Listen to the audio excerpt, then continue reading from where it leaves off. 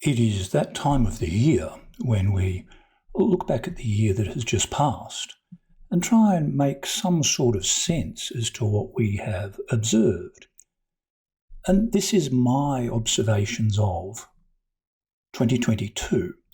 And so it's a few favourite things that I have picked out.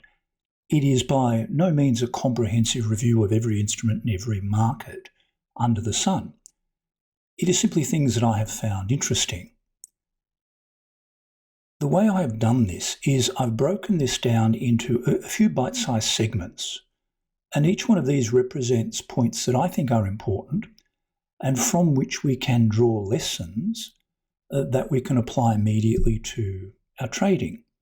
So in terms of the first theme or the first narrative, this relates to some of the macro issues that have afflicted markets this year. And without a doubt, the overarching theme that has occupied the minds of investors has been this chart, which is the US inflation rate.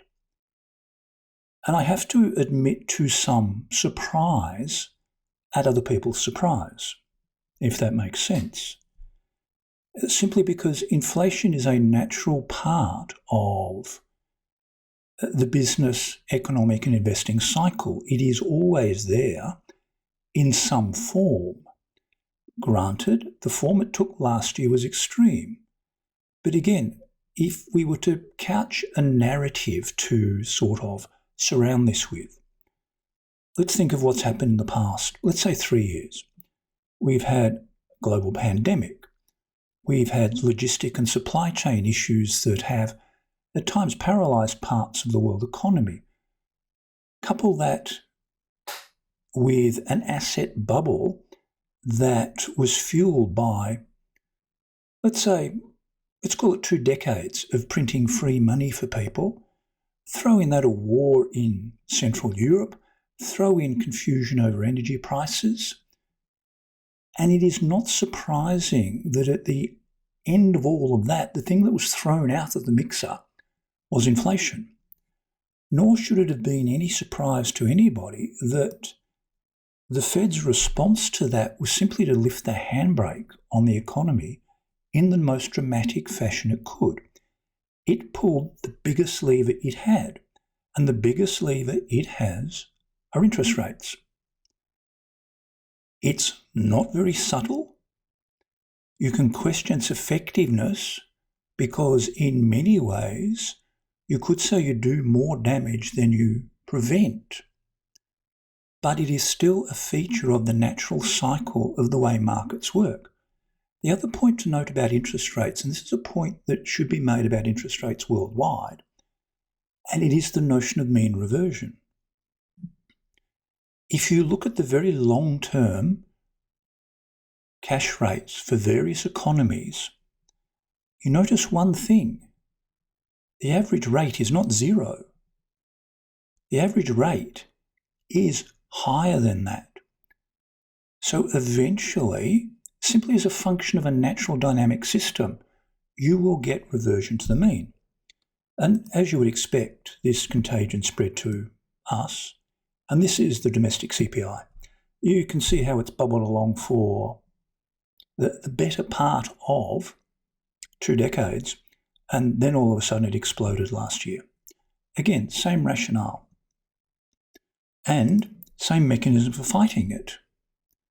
This is much of a talking point for investors simply because of the size of investment in Australia in real estate. And real estate, as you would expect, is highly sensitive to interest rates. But let me posit something to you. If you have borrowed as much as you possibly could, based upon the presumption that your mortgage rate will stay at, let's pick a number, 2%, for the life of your loan, which may be 25 to 30 years, then you are an idiot. And I realise that sounds harsh.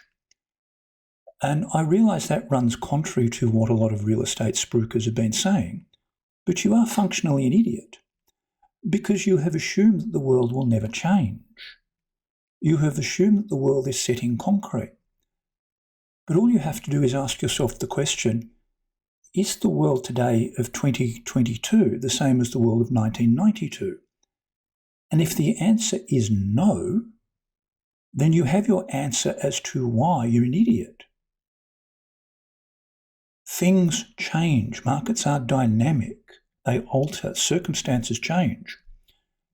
They do not have this capacity simply to reflect what you want to have happen.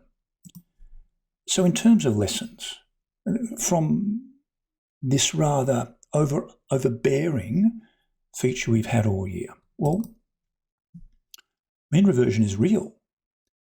There are even mean reversion trading strategies based upon the presumption that prices will return to the mean at some point in time when they move too far away from the mean.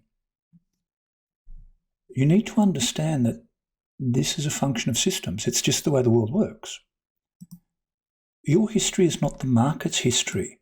Your history might be the last 15 minutes. The market's history is generations deep. And you need to understand where you sit in the continuum of that history. You may just be a blip, but you need to understand at what point your blip sits. And by doing so, you understand at what point in the cycle you sit. And by doing that, you can generate some form of perception as to what might happen if things change. And if you understand what might happen, you can set in train a series of defensive measures to minimise any damage to you. People may have a different view to you, and by extension that means that as a collective the market may have a different view to you. And that leads to the awful and horrible realisation that you may be wrong because the only view that counts is the market's. And it does not matter which market we're talking about, whether it be housing, whether it be interest rates, whether it be commodities, whether it be crypto, whether it be indices. You may be wrong, and you need to understand the implications of being wrong. So if you look at some of the instruments that I found interesting during the year, I just ran this off at the end of the year. This is the year-to-date relative performance for a series of instruments. This is heavily commodities-based. There are a few indices and a few currencies thrown in there as well. The eye is naturally drawn to the wings, that is the outlier points. So it's naturally drawn to orange juice at the top, lumber at the bottom. And if we were to take orange juice, which had a return of just under 46% as measured here for the year, we would think, well, why didn't I get that? And the answer is a subtle one. The answer is that relative performance comparisons can be misleading. And not only are they misleading, they can, in many ways, destabilise traders because they think that that's the return they should have got if they traded that instrument. And that tends to knock them a little bit off balance. The true answer to what the question we are asking as what does this relative performance mean can be found simply by looking at the chart. If we look at orange juice, we see that the entire return came in the second half of the year, and it came in a very, very bumpy way. This is not the cleanest of trends.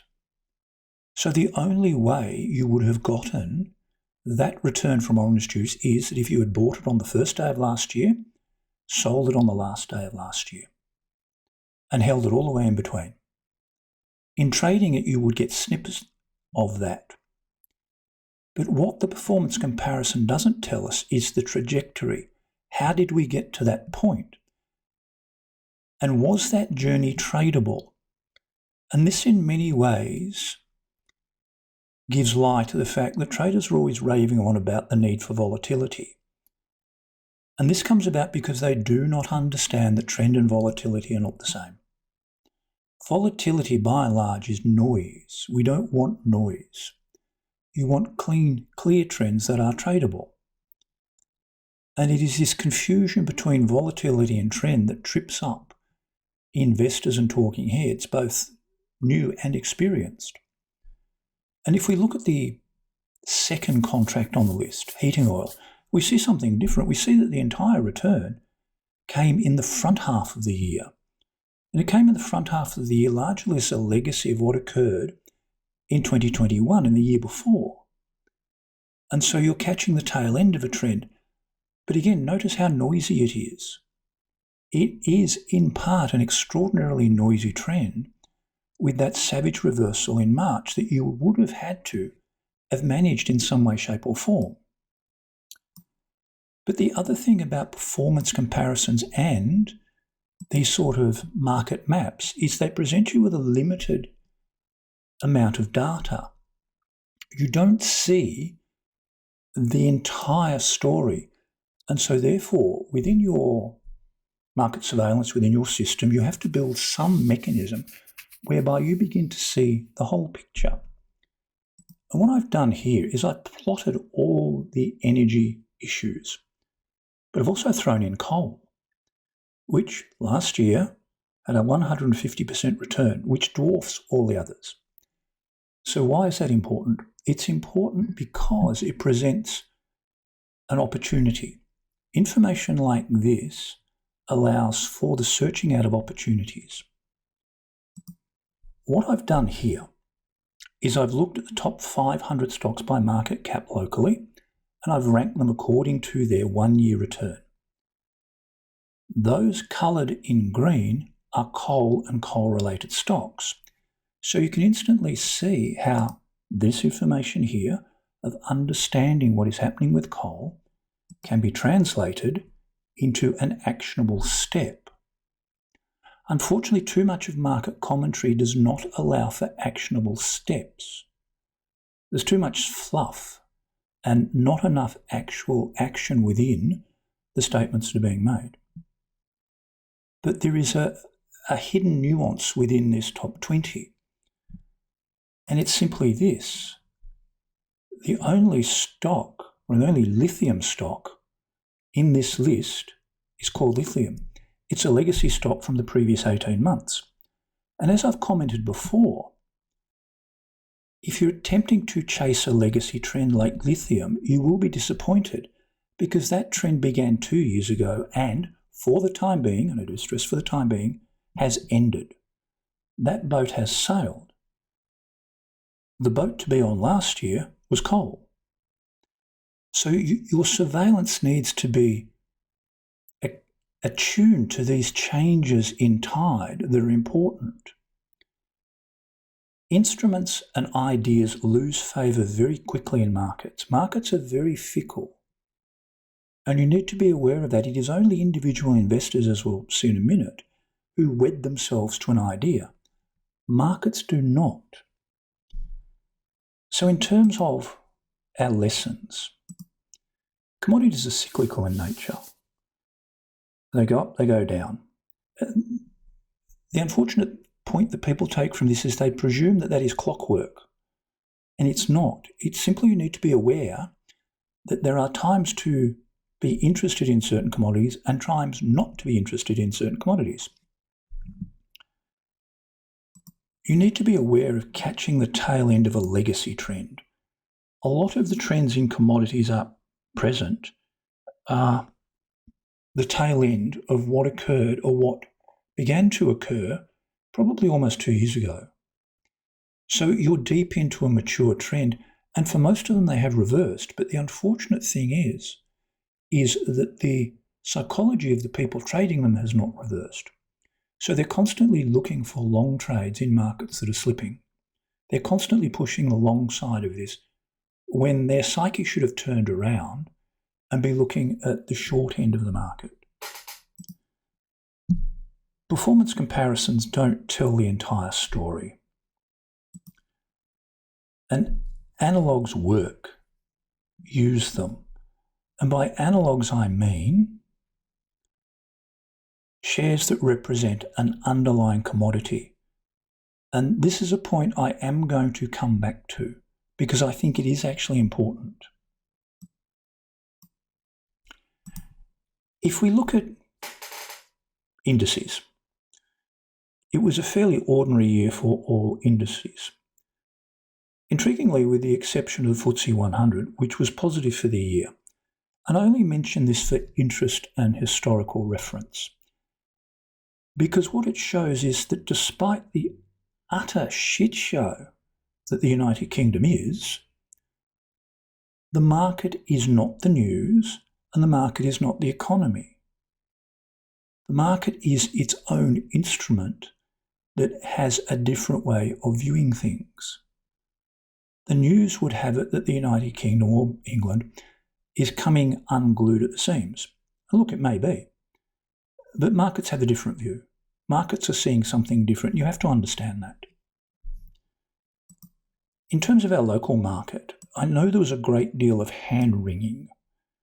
But when we look at the reality of it, we're presented with a slightly more nuanced picture that we need to be aware of. And this picture has subtleties that are important to us.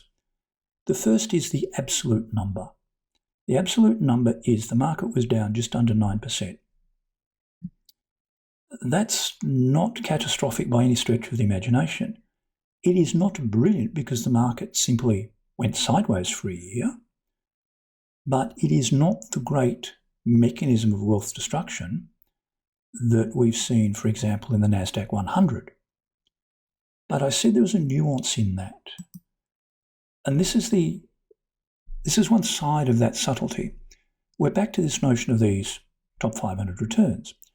And you can see that these top 20 within that top 500 did exceptionally well. Yes, a good proportion are special situation stocks, such as coal. But by and large, to a trader, that's an irrelevancy. We factor that in. What is more important to investors is the distribution of returns. And I did a quick and dirty distribution of returns for these top 500 by market cap. The majority had a negative return for the year. So if you were a portfolio investor who simply sat there and did nothing, my expectation is that your portfolio would be negative, simply because of the drift in the market. And as a count, only 28% of the stocks within this population I looked at had a positive return for the year, which is not that good. And I want to touch on this notion of being wedded to a stock or wedded to an idea. And again, the old chestnut and our favourite is Bitcoin. Because 2022 absolutely was the year of Bitcoin, whether it be the collapse of various Bitcoin exchanges through little more than thievery and fraud, the collapse of various Ponzi schemes, the realisation that Bitcoin was not a hedge against inflation at all and was closely linked to or correlated with technology stocks, or the understanding that you couldn't actually use Bitcoin to do anything because it's difficult to buy things with Bitcoin, or that blockchain doesn't really solve any problem that hasn't already been solved in a cheaper, more efficient and quicker manner. But despite that, there is this notion of being wedded to an idea, wedded to a stock, wedded to an instrument. This notion of becoming invested in it, not using it as an investment. There is a sharp divide between the two. When you have a personal investment in something, your identity is wedded to that instrument.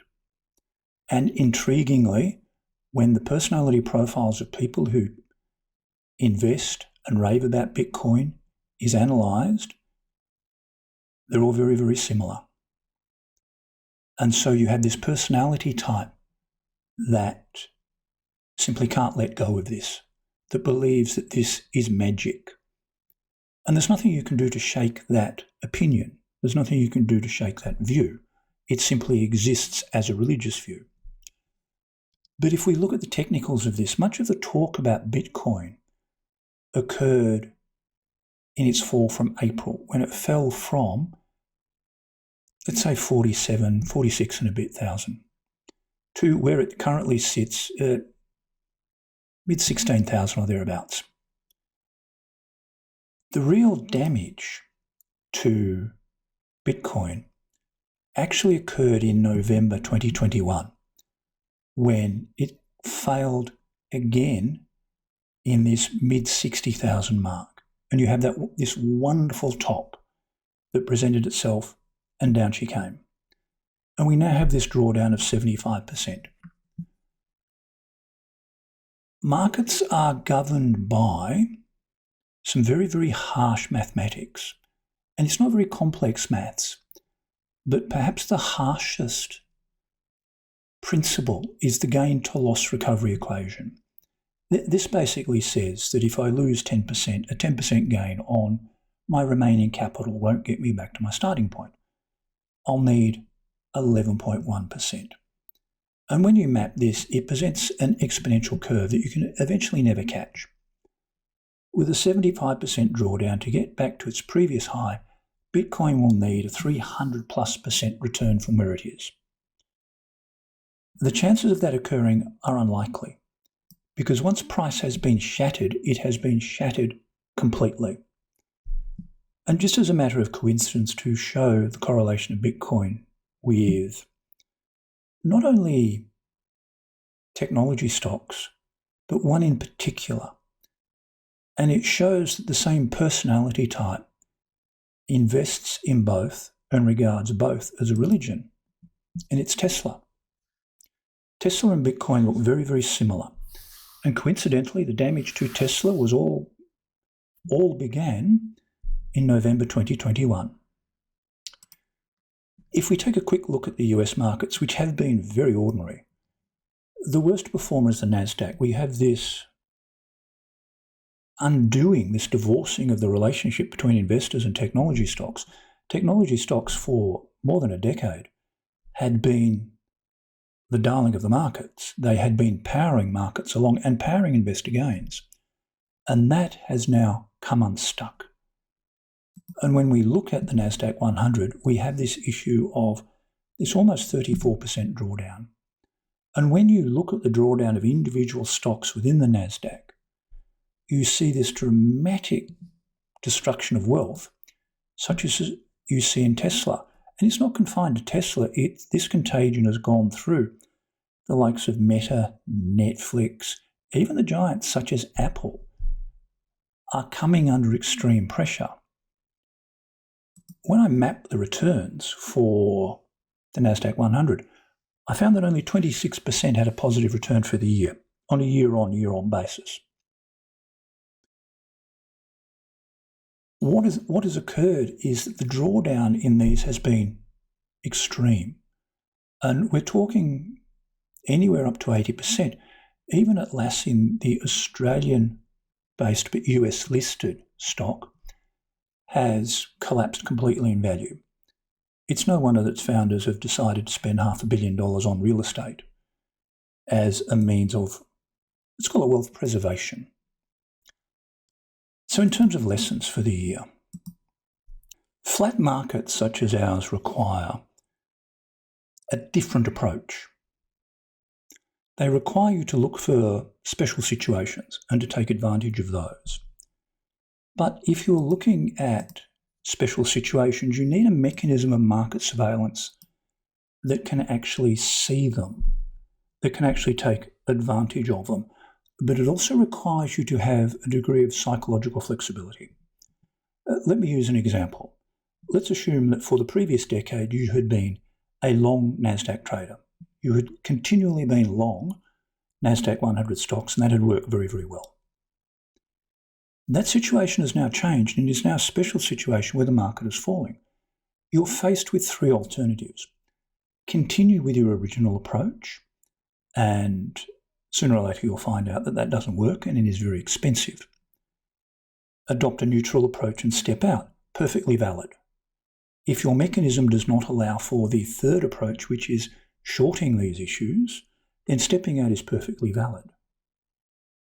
But whenever you opt for special situations, whenever you opt for change and are aware of change, you need to be fluid and flexible.